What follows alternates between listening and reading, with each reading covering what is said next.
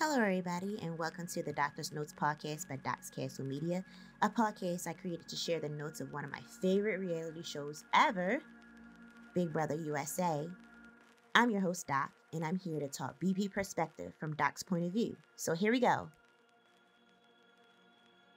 This episode was the veto competition. Yay! So we left the last episode with Jag and Blue being on the block and Cameron being the HOH. Cameron was one of the MVP players of last podcast episode, mainly because we started seeing him start to make moves.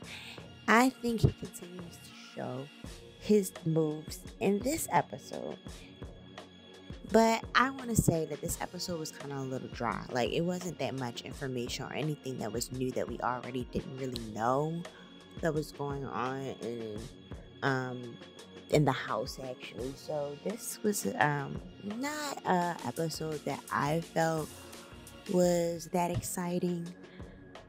I mean, we get to watch the episode. I mean, not the episode. We get to watch the competition. And the competition was pretty interesting to watch. But as far as like speaking strategy and gameplay, we know that Cameron and Red are currently in an alliance, and I want to say that they are probably the alliance that is in power in this episode, the Chillers, because they're calling the shots. That's what made Cameron the MVP last episode, because he was starting to call shots. He's continuing to call shots this week. But we're finally seeing a different viewpoint as far as what person is in power in the house. So last week we were seeing a lot. Every week we keep seeing Cerie's diary rooms, and we see her strategy game because she has a very strong dynamic in the house. Even though Heisen, when he was in the house, that he had a lot of power, Cerie was behind him with trying to make certain decisions and directing him to go a certain way. And that was been that dynamic for the past couple of weeks. Now we're here with Cameron, who's coming from being on the block to now being the one that's calling the shots. The things is shifted, and we're seeing some new gameplay, some other targets being made, and not other targets being made, but just a different way that we're seeing the game being played. More so, we're not only seeing Cerie's gameplay anymore. And we need those breaks. We need to have those moments where we finally see other people playing in the game and we hear some new strategy.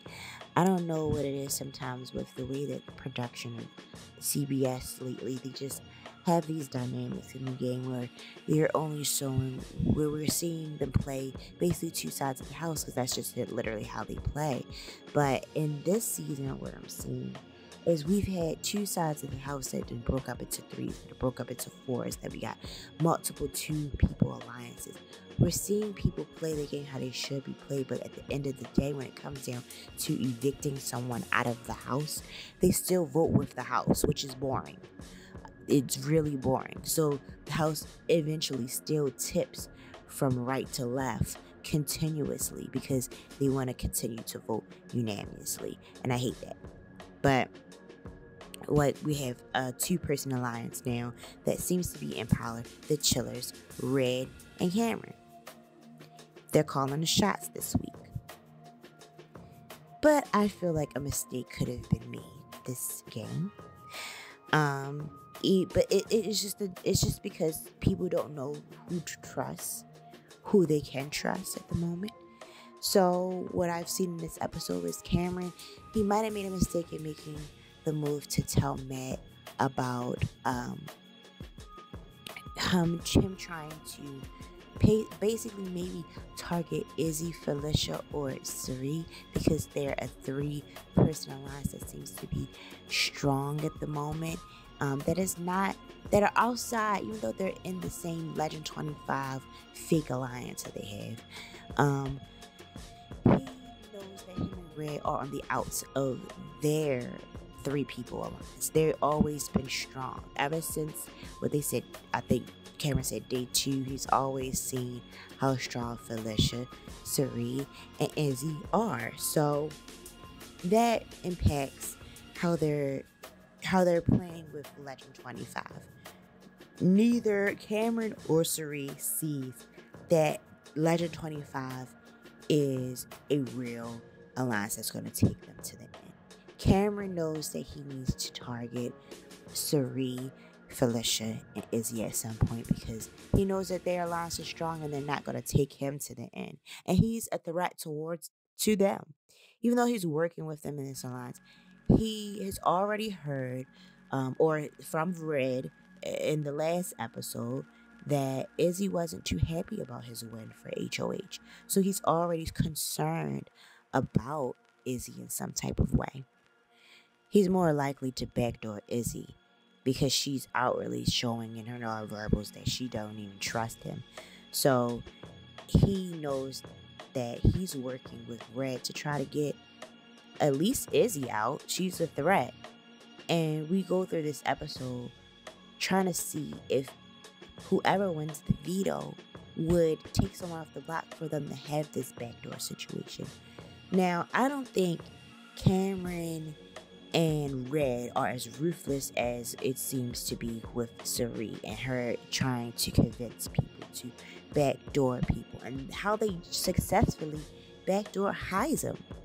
So I don't know if Cameron is going to do that because he seemed like he was working towards playing a honest game. Maybe not as honest as Heisem, but I think he doesn't have the cutthroat in him. So he's going to Matt and trying to discuss with Matt.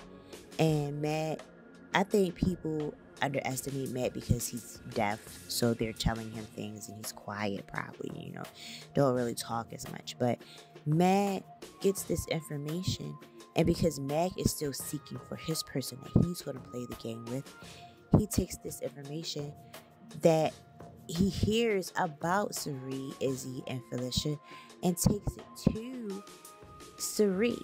Tells her that he doesn't want her to go back to Felicia to let her, about any of that information.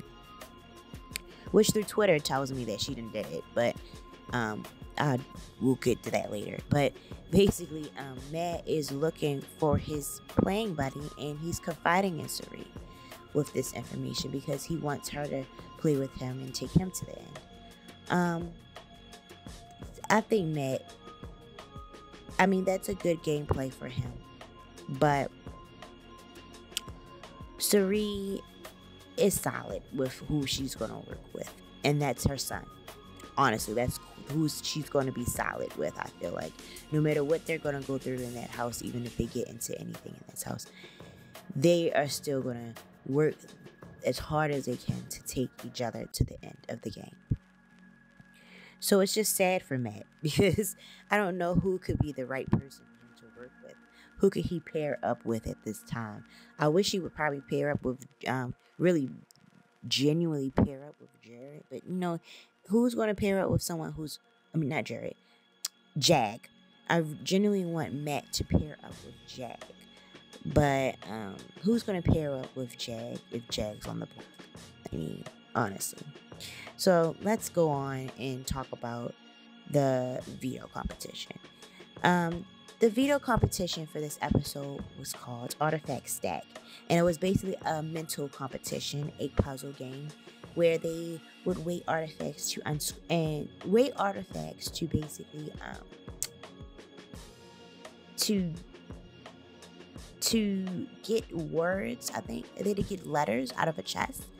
Whatever the weight of these artifacts, they unlock a chest, and we're unscrambling the word that is in the chest at the fastest time in order to win the power of veto. People who competed in this competition was Jared, Nicole, Cameron, Jag, Blue, and Red. The competition, I think, was beat by Red in 2 minutes and 20 seconds. that is really fast to be doing a puzzle. Like, I suck at puzzles, like, and I get really impatient with puzzles. So to know that someone beat me in 2 minutes and 20 seconds, I know I ain't gonna be that. I'll probably time out. They probably gave me 30 minutes to do it, and I time out because I couldn't do it. But the competition doesn't seem that hard if I just listen to the instructions, read the instructions out loud, because it seems like whenever I hear Big Brother game instructions, I'm like, ugh. I have to hear it more than once. And they literally, during the live eviction episodes, when they have these HOH competitions, I always think how they get the instructions for these competitions, and like, how do they just know what to do? Like, it's Julie only says it one time, and sometimes she's going in and out. Like, is it guaranteed that I'm even going to hear what she say? I definitely be zoning out and daydreaming when it comes to certain things that's going on. I could see myself now being in the Big Brother house, Julie giving instructions during a live eviction night for the HOH competition, and I'm basically zoning out, and I didn't hear the instructions, so now I'm lost, and that's going to be the reason why I lose a HOH competition, and that's just what it is. So if I was going to be reading these competitions, I know that I'm going to top out.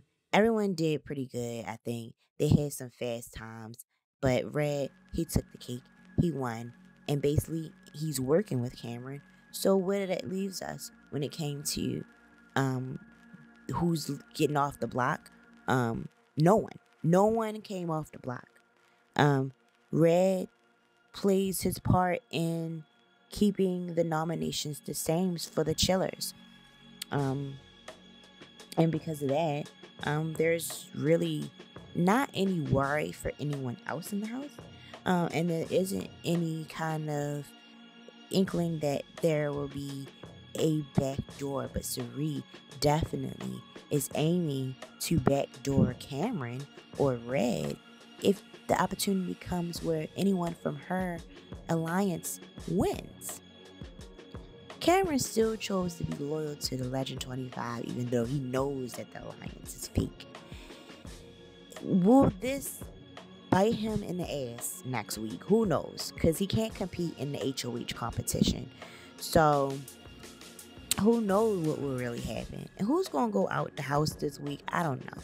There is literally so much back and forth. Alliances breaking down. No one knows who to trust no more. And because them not, like, the literal rift that happened in Red, like, kind of telling him the information about Izzy, and all of this boiling down to how these dynamics are rolling and them being paranoid about each other.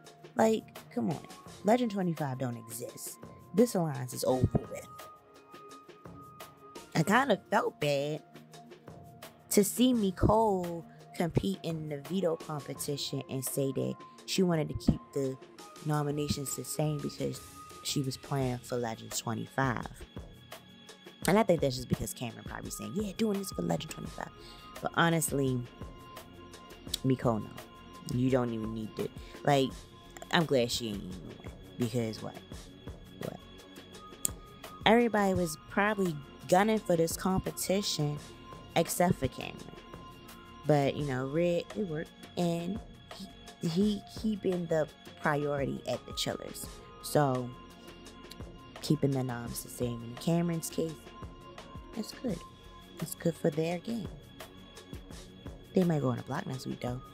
And I don't know how the dynamic will switch. Because what if someone that is a part of, I don't even know all of their alliance's names. So someone from the 7 Deadly Sins alliance, which is an alliance that Jag continues to be loyal to because that's who he's working with. And honestly, I feel like Jag is just solo.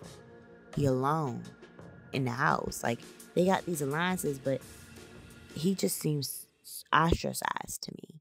So I feel he's really isolated. And now Jag, he might be the one that's going home, honestly. That's what I feel like. The way that they playing it in the CBS production, he just looked like he about to go home. So I don't know. They was gunning for the competition, but Jake, I'm sorry, babe, you might be gone. The 7 deadly sins is probably withering away because I feel like that aligns. Him and Matt might be the only two that's different that may be included in alliance that it probably wouldn't even matter no more. Matt just want to work with Sari. At the end of the day, everybody wants to work with Sari. Everybody wants to have a final alliance with Sari. Sari is loyal to Jared. That's who she want to have as her final alliance. That's what she going to take towards the end, no matter what, because that's her baby. But everybody want to work with her. Everybody tell her information to try to get in her good graces because they know how she plays the game. But she is playing them so hard. And that's why she is, again, the MVP player of this episode, along with Cameron. They are 2 butting heads in the BB house that are aware of each other. And that's why I want to name both of them the MVP players of this episode. They giving us the entertainment that we want. They going after each other. And they giving that content to us in the diary rooms. Unlike Bowie Jane. Like, we really haven't heard from Bowie Jane. And every time I, even go on Twitter and you look at the feeds, you see how much they talk about Bowie Jane, literally behind her back in that house. They treat her like Meg, like I said before in Family Guy. So, we have not heard from Bowie Jane, and I don't even know how she's playing the game. At this point, CBS is as worse as the people on the show who make fun of her by not giving the viewers any insight of how she's playing the game. Where are her diary room sessions? We don't know nothing that's going on with Bowie Jane either. So, I'm saying, the MVP players of the episodes, they are breaking their strategy down for us, and CBS is probably picking and choosing however the game is going, whatever is swaying, and showing it to us. But we haven't seen Bowie Jane. It's been how many episodes? This is my 13th episode for a podcast. So it had to be at least 12 episodes of Big Brother. And we really don't even know where Bowie Jane even at. If they do give her a diary room, she joking around. Where is the seriousness? Where is she? Who is she working with? Who is she literally taking serious? And the house guests are even they're catching on to her age. They know she ain't 35. I mean, I feel like that was evident, but they just know. How is she even playing? What would be interesting is if they gave Bowie Jane the BB power of invincibility that we've been voting for all week.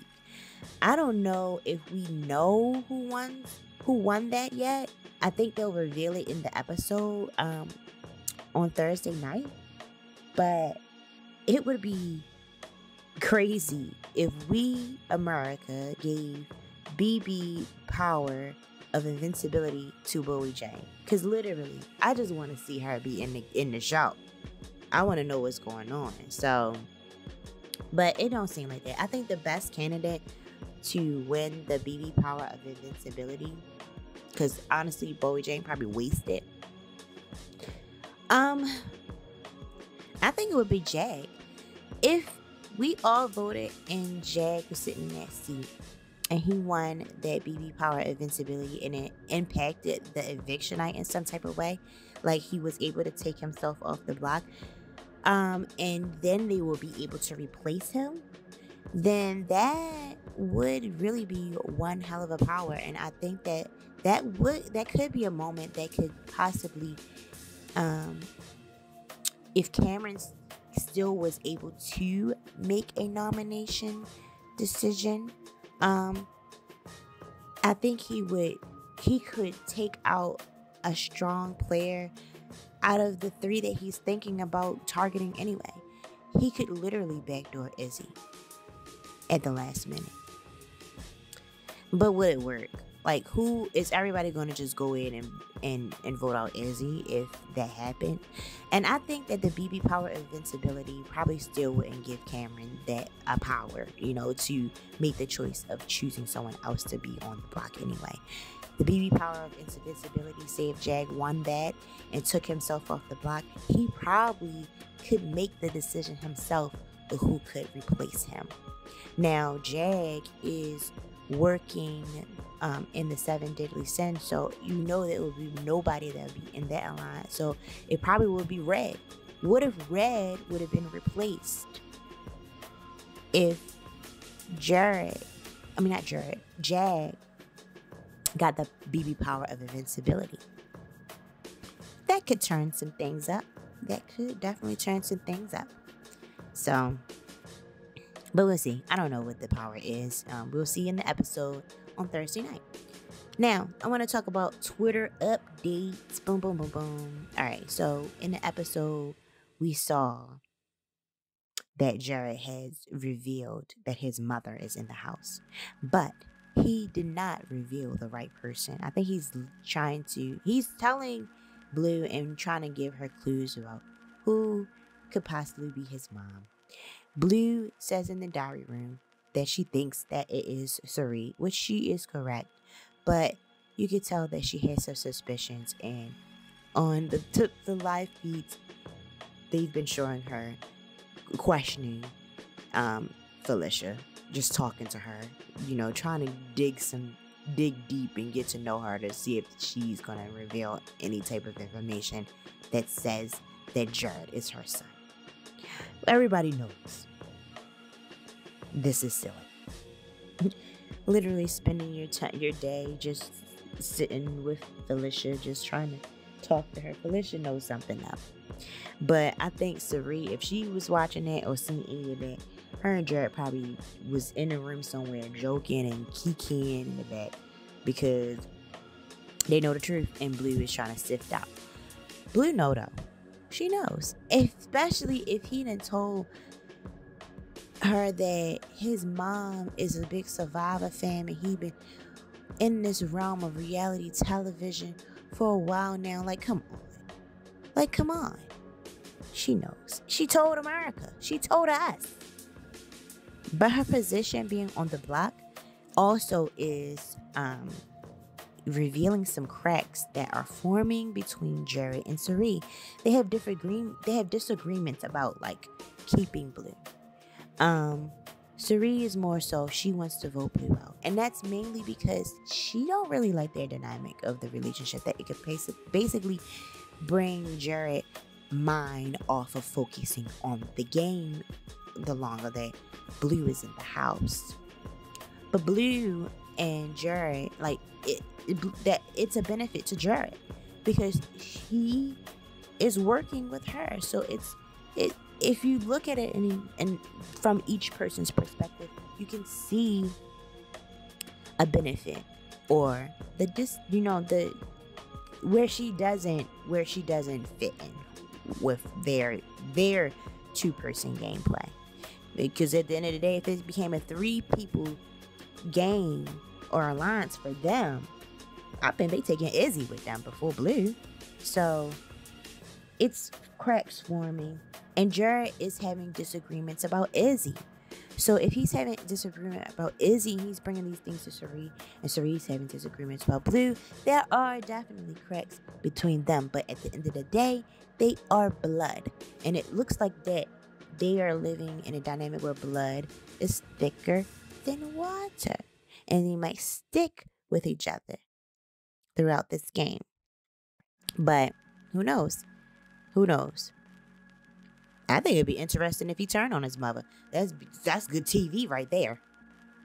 Another interesting Twitter update for another showmance, Corey in America, that I saw is literally Corey.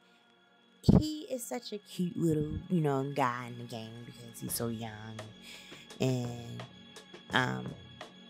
him not knowing how to flirt, he basically was just talking to Sari one night, and she, they talking about America, and She wanted to get some insight about his feelings towards her, and Corey kept it real. He basically was just saying that he's respecting his mom by not doing much with America in the the Big Brother house. So, if Corey is respecting his mom by not doing all of that, not being, all out there with America, that's cool. I think that's cool. It's cute. And it speaks volumes because I'm pretty sure that Sari might also be thinking about how Jared is blatantly, sticking up for this girl in the Big Brother house in front of him. So I know Sari, if hearing that from Corey, she probably definitely thought back to her own son. This episode, I didn't want to talk too much about alliances because, also based off the Twitter updates, it just looks like everybody is crumbling. There's so much going back and forth about who is going to go out of the house. It honestly is looking like it could possibly be a swing vote, a vote that Jared might actually make the swing vote for whoever is going to stay in the house this week or be evicted this week. So for me to even talk about any of what is happening with any of the alliances that are in the house, it's no point because they're crumbling. They can't even decide. They can't even stick to who to be loyal. I didn't hear so many different alliance names anymore. I don't even know. By the time the end of this game, I wonder if I'm going to remember the first alliance that was ever created. Am I going to remember that name by the end of the season? That's how much stuff is going on. So we won't really talk about how that is going. Just know that everyone is in outs. Everyone is fighting and trying to figure out who to trust right now, and they don't know who to trust. No one knows who to trust. Everybody's untrustworthy, and everyone needs to take a breather. But that was that. I'm done telling my Twitter updates. This episode we basically talked about the veto competition, artifact stack. We talked about Red and Cameron's rise to power this week. They are the Chillers. The Chillers are in control, and we're starting to honestly forget about the other alliance names. So right now, the Chillers are in control, and Sari is in control on the other side. We talked about the MVP players of the episode. The MVP players is Sari and Cameron because they are both butting heads, and they're giving us the entertainment. Basically, they're the two sides of the house is going against each other right now. I talked about the possibility of a BB power of invincibility be given to Jack, and how that would impact a game possibly if he won and Red was to go on the block in place of him if he took himself off. And pretty much we talked about the showmances. Of course, we're going to talk about those. Well, actually not, of course, because if they weren't in the show, I'd be fine. But yeah, anyway. Thank you for listening. Let's see who's going to leave the house this week on Thursday night's episode.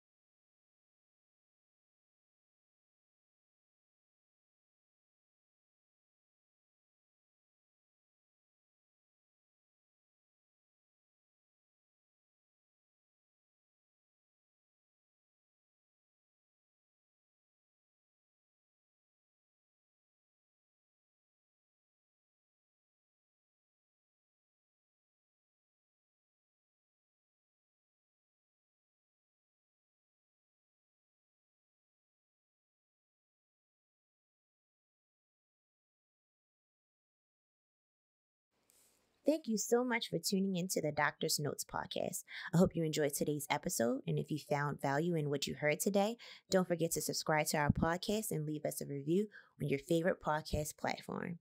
For more updates and Doc's Castle content, follow me on my social media. You can find me on Twitter, Instagram, and Facebook at Doc's Castle. If you have any questions, suggestions, or topics that you'd like to cover in future episodes, feel free to reach out to me via email at docscastlemediainfo@gmail.com. Remember, your support means the world to me, and I'm grateful to have you as a listener. But until next time, peace out.